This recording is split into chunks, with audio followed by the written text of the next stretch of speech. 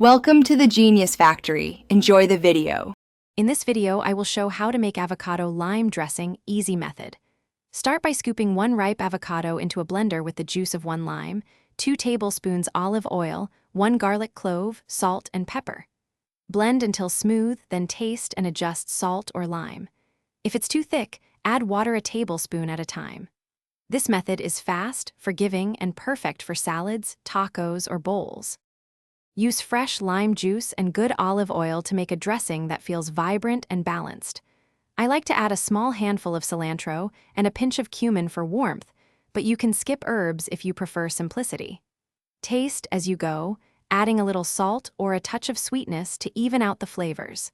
Keep it simple and adjust to match your meal. To control texture, thin the dressing with a splash of water or extra olive oil until it pours smoothly but still feels creamy. Store leftover dressing in an airtight container or jar for up to 3 days in the fridge to keep it fresh. If the dressing separates, just give it a good stir or shake before using.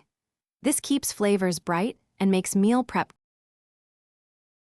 Thanks for watching. If you found this helpful, don't forget to like and subscribe.